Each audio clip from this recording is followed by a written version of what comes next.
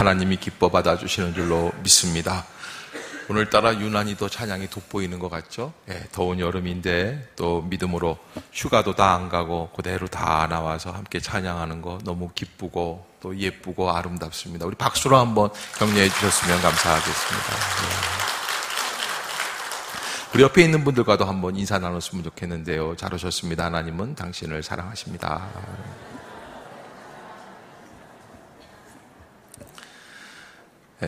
목사님들이 예화를 하면서 조크를 이렇게 얘기하실 때가 있어요. 그런데 그때 이제 등장하는 예화 중에 앵무새가 많이 등장을 합니다. 그 앵무새가 왜 이렇게 많이 등장하는지는 모르겠는데 제가 오늘 준비한 예화에도 앵무새가 한 마리 나오는데 어떤 권사님이 앵무새를 키우시는데 훈련을 너무너무 잘 시키셨어요.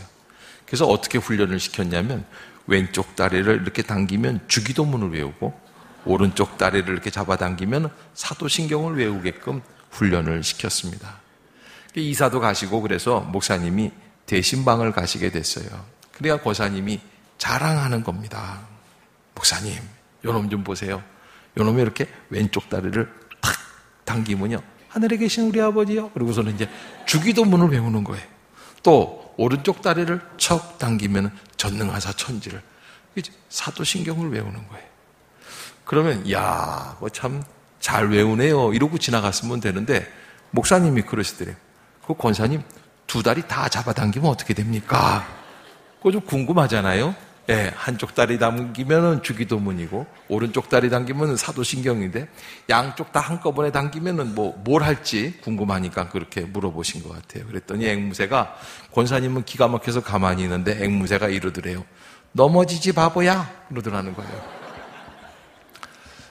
별로 안 웃으시네요. 우리가 신앙생활 하는데 우리의 인생에 있어서 우리를 넘어뜨리게 하는 게 있습니다. 그것은 고난이라고 하는 것입니다. 여러분 아마 우리 가운데 고난을 좋아하는 사람은 아무도 없을 거예요. 고난아 내게 와라. 그런데 우리는 다 고난을 싫어합니다. 그런데 한 가지 우리가 잊지 말아야 될 것은 제가 알고 있는 정보로는 우리 교회에 고난 없는 가정은 없습니다. 다 어렵습니다. 다 힘이 듭니다. 오늘 바울은 그래서 우리에게 그러면 우리가 신앙생활 하는데 구원 얻은 사람인데 예수 안에 있는 생명의 성령의 법으로 결코 정죄함이 없는 인생인데 우리가 이 고난을 어떻게 감당하고 해석해 나가야 되는가? 여러분 잘 생각해 보면 우리가 믿음의 사람이라면 하나님의 구원 얻은 사람이라면 거듭난 영혼이라고 한다면 이 땅 위에 살면서 고난 겪는 게 말이 안 되죠. 왜? 천국의 삶을 살아야죠. 천국의 축복을 누려야죠. 그런데 우리 안에는 여전히 고난이 있단 말입니다. 이 고난을 어떻게 해야지 되느냐? 그래서 오늘 18절부터 25절까지 우리에게 이 고난에 대해서 말씀을 하고 있습니다. 여러분 오늘 제가 제목이 뭐라고 그랬습니까? 믿음의 다른 말은 무엇이라고요? 기다림이다 라고 말씀을 드렸습니다. 그러게 여러분 우리가 이 고난 앞에서도 어떠한 자세로 나가야 됩니까? 하나님의 은혜를 하나님의 축복을 하나님의 해결해 주심을 어떻게 해야 될까요? 기다리는 거예요. 내가 벗어나려고 하는 게 아니에요. 기다리는 거예요. 자, 이 고난을 어떻게 우리가 해석해야 될 것인가? 우리 한번 처음에 이 18절 한번 읽어보도록 할까요? 시작. 생각하건대 현재의 고난은 장차 우리에게 나타날 영광과 비교할 수 없도다. 아멘. 여기 오늘 두 가지 좀 대조되는 단어가 이 구절 안에 있습니다. 그것은 현재라는 구절과 단어와 또 장차라는 단어입니다. 고난은 언제 있습니까? 지금 현재에 있습니다. 구원 얻은 사람이지만 거듭난 사람이지만 십자가의 능력을 붙들고 있는 사람이지만 현재 우리에게 고난이 없을 수가 없습니다. 이 고난이 있다는 것이 사실입니다. 그런데 그 고난을 통해서 하나님은 우리에게 장차 나타날 영광을 허락해 주시는 줄로 믿습니다. 그래서 여러분, 이따 저녁 때 저녁이나 같이 합시다 그러는데 장차 저녁 합시다라고 말하는 사람 없어요. 이게 무슨 얘기입니까? 장차라는 뜻은 가까이 본다는 뜻이 아니에요. 어떻게 바라봅니까? 멀리 바라보는 거예요. 고난이 내게 오고 있으면 멀리 바라보라는 겁니다. 가까이 보지 마세요. 가까이 보고 판단하면 죽을 수밖에 없습니다. 이번 주간에 있었던 소식 같아요. 아파트 15층에서요 40대 엄마 둘이서요 손 붙잡고 뛰어내렸어요. 둘이서 이렇게 같이 이렇게 동네 아파트 안에서, 여러분 그러니까 구역 예배 잘 모이세요. 쓸데없는 엄마들 모임 자꾸 가지 마세요. 예. 모여서 뭘 의논했냐면 둘이서 죽자 의논한 거예요. 죽자. 서로 친했대요. 근데 여러분, 왜 모이면 낮에 모여도 괜찮은데 요즘 엄마들은 이렇게 가만 보면은요, 우리 집 앞에 보면은 이 맘스 치킨인가 이렇게 지나가는데 보면은 밤에 엄마들이 그냥 다들 모이셔가지고, 그것도 그냥 안 모이세요. 주님을 앞에다 놓고서는 다 모이세요. 엄마들이요 이렇게 길을 지나가거나 어디서 얘기를 할 때 이렇게 보면은 은행 같은 데 앉아 있을 때는 이렇게 전화를 하잖아요. 나 은행 왔어. 그래 이따 엄마 만나. 그러고서는 뭐라 그러냐면, 그래 내가 한 잔 쏠게. 그래서 내가 커피 한 잔을 쏜다는 얘기는 아니겠지. 물어보고 싶어요. 여러분, 이게 무슨 얘기하다가 이 얘기가 나왔어요? 여러분, 우리가 이 세상을 살아갈 때에 우리 안에 지금 고난이 있는 거는 당연합니다. 이 고난을 부인하는 것 자체가 진정한 믿음이 아닙니다. 고난이 없습니다. 우리는 고난이 하나도 없습니다. 여러분, 이거는 진정한 신앙이 아닙니다. 신앙생활을 할 때는 분명히 십자가의 고난이 있는 것을 잊지 마시기를 바랍니다. 고난 없는 신앙은 그거는 진정한 신앙이 아닙니다. 거짓된 신앙이에요. 예수 그리스도가 우리를 위하여 고난을 받으셨어요. 여러분, 하나의 아기가 태어나려고 해도 엄마가 고난 속에서 출산을 합니다. 고난이 없이는 아무것도 이루어질 수 없습니다. 그래서 바울은 이 고난의 주소는 현재 그랬어요. 현재의 고난은. 그래서 근시안 쪽으로 바라보면 그렇게 아파트 15층에서 엄마 둘이서 그냥 여러 가지 얘기하고 그냥 술 한잔하고 그러다가 보니까는 우울증이 있었대요. 그러니까 여러분, 우울증이 있는 분들 중에는 술을 드시면 큰일 납니다. 그 술이 들어가니까, 언니 기왕에 갈 바에 지금 죽자. 그러고 죽는 거 아니겠어요?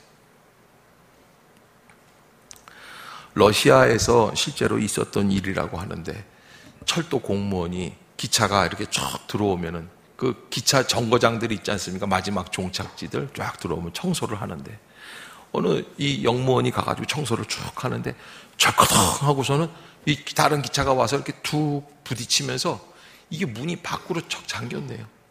그래, 큰일 났어요. 내 청소해야 되는데. 그래서 막 두드렸는데 안 열어져요. 아무도 자기 인기척이 없어요. 왜? 자기 혼자 청소하다 들어갔으니까.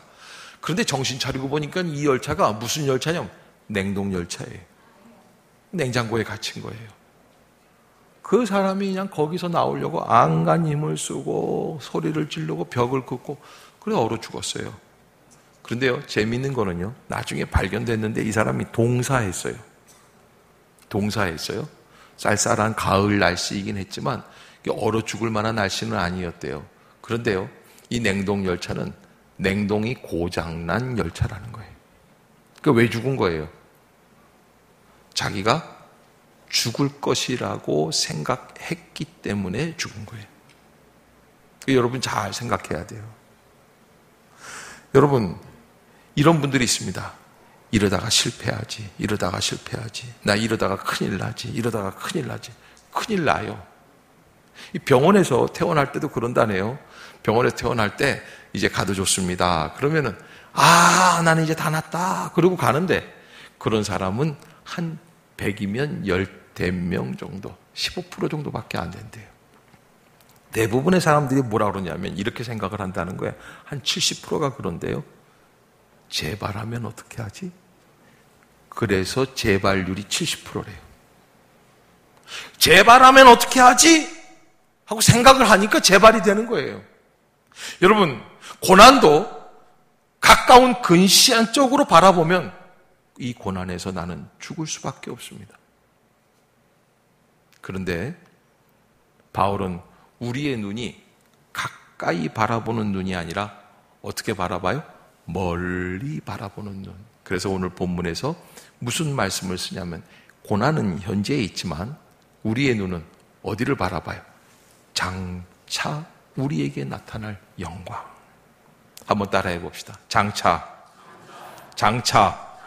우리에게 나타날 영광. 우리에게 나타날 영광.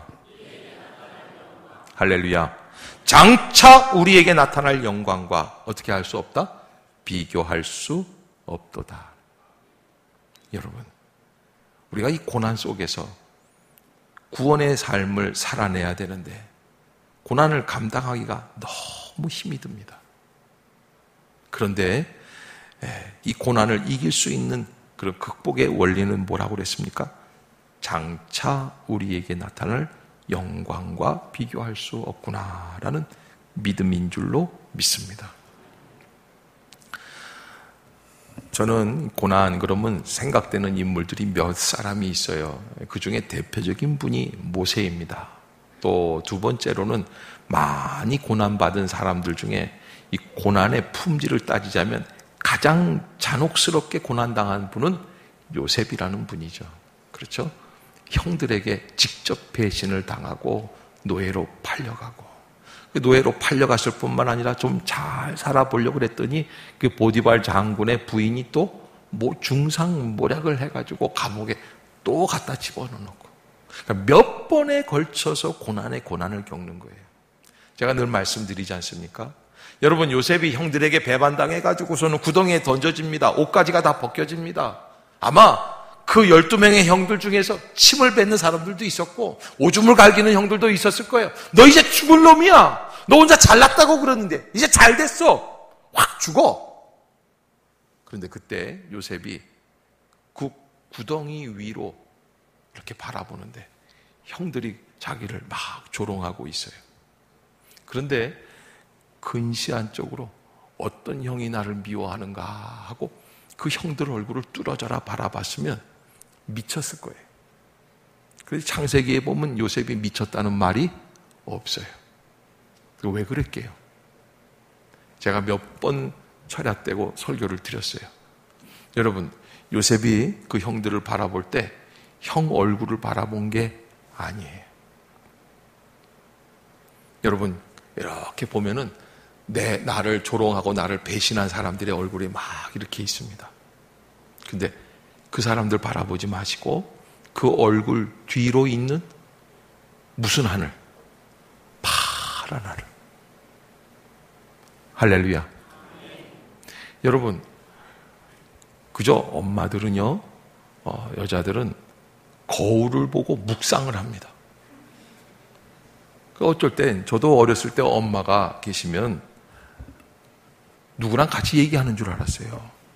그러면 거울을 갖다 놓고서 뭐라 그러냐? 에휴, 이 박복한 년아, 어쩌다가 그랬니?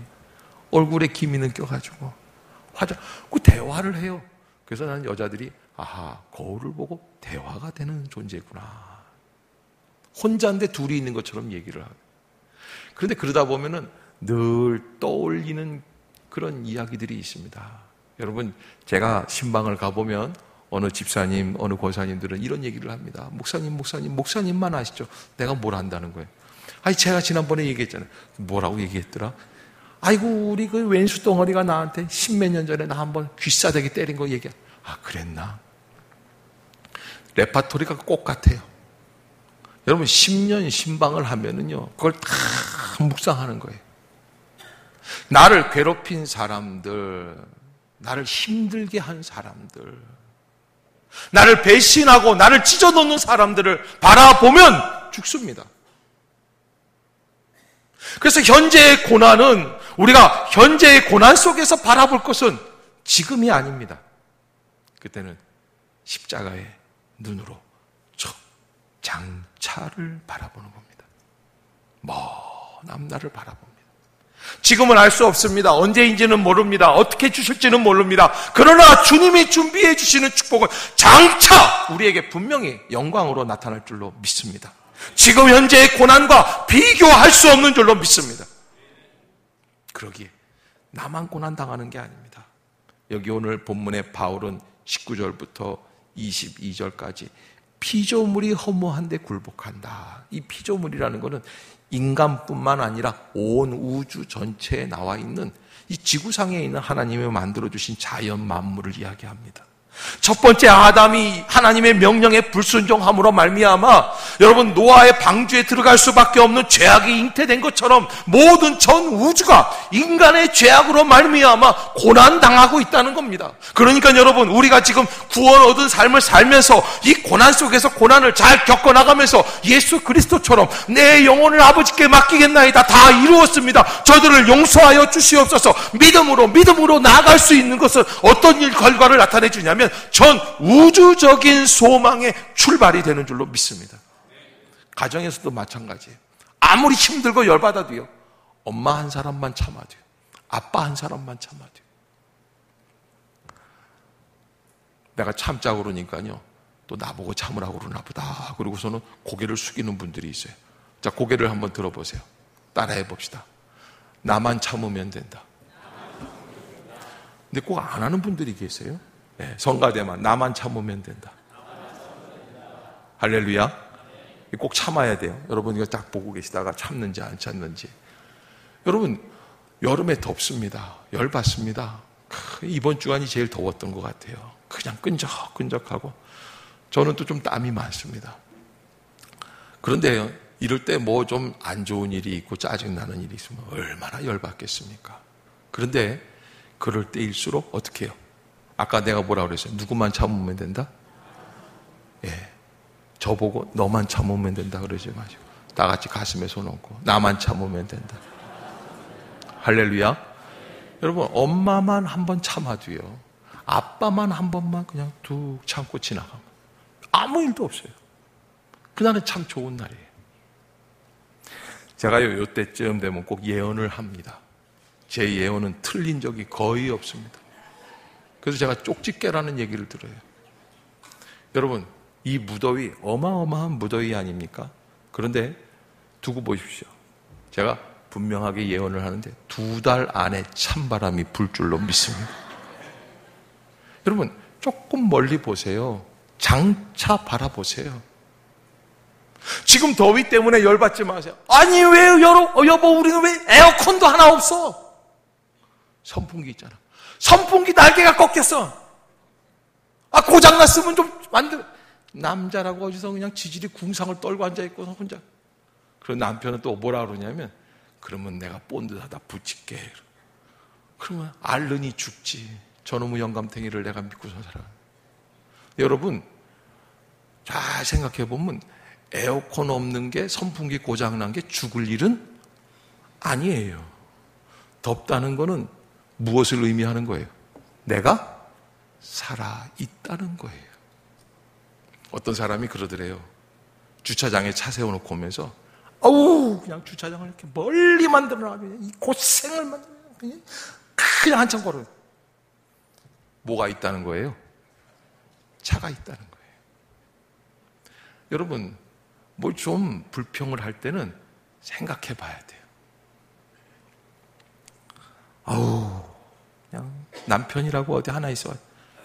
남편에 대한 원망이 있잖아요. 뭐가 있다는 거예요? 예, 남의 편이라도 하나 있는 거예요. 덥지만 조금만 참읍시다. 우리 최 장로님이 목동에다가 제과점을 내셨잖아요.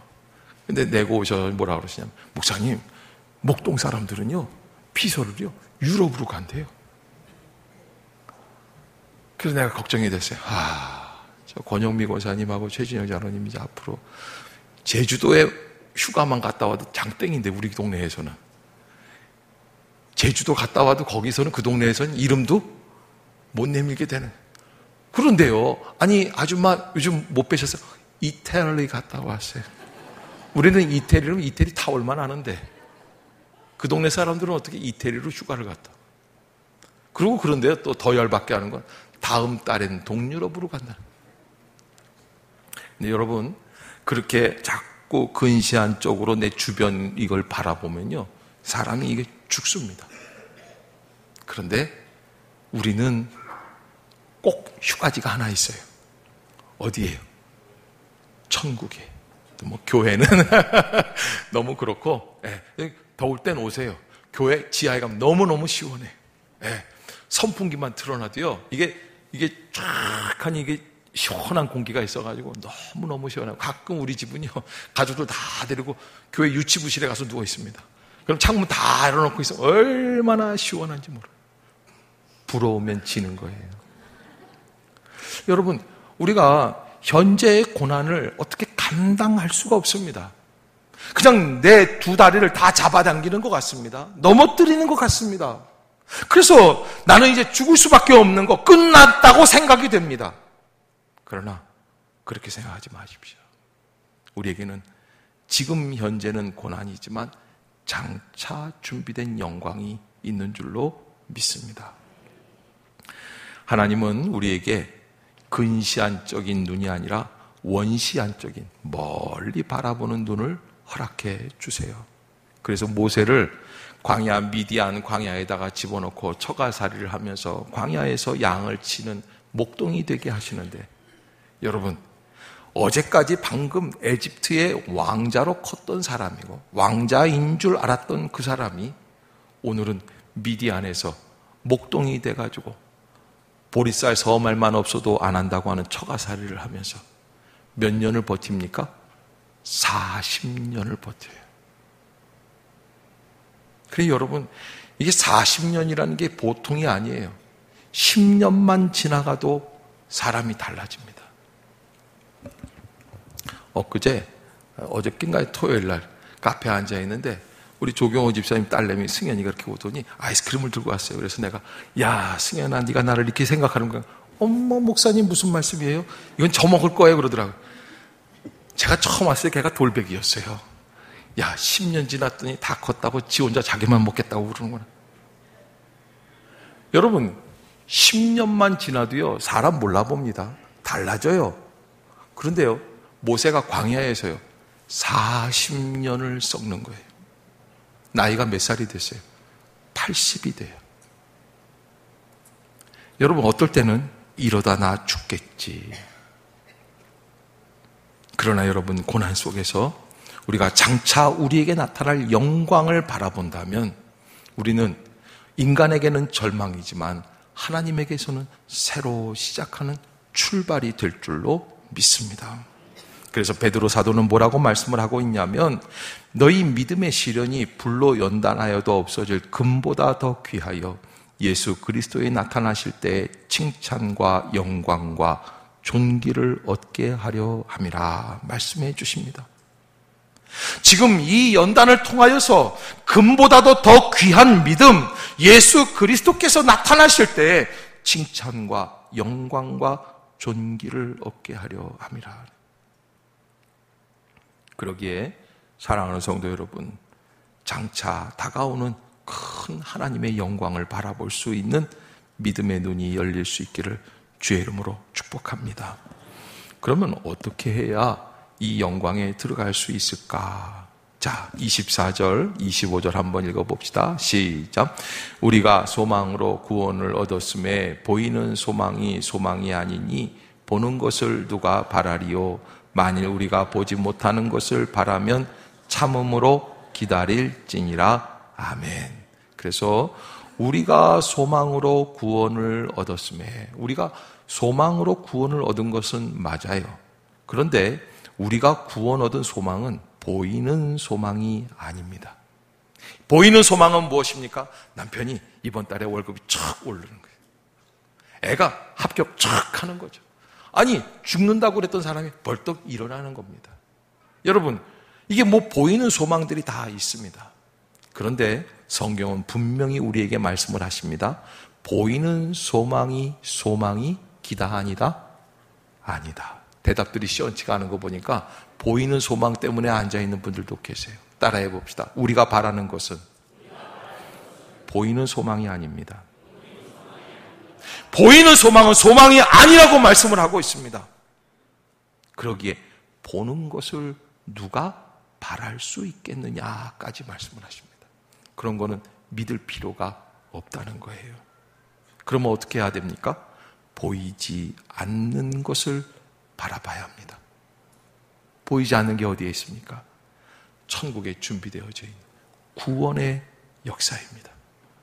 나는 할 수 없습니다. 나는 안 됩니다. 내 생각에는 불가능할 것처럼 보입니다. 그러나 보이지 않지만 주님이 약속해 주시는 은혜를 바라보고 있으면, 그러면 같이 살던 남편이 안 믿겠다고 막 발버둥 치다가, 여러분 그런 분들이 꼭 교회 나중에 집사 되고 장로 되고 일꾼 되는 거 아니겠습니까? 보이는 것을 누가 바라리? 보지 못하는 것을 바란다면 어떻게 해야 되느냐? 따라해 봅시다. 참음으로 기다릴지니라.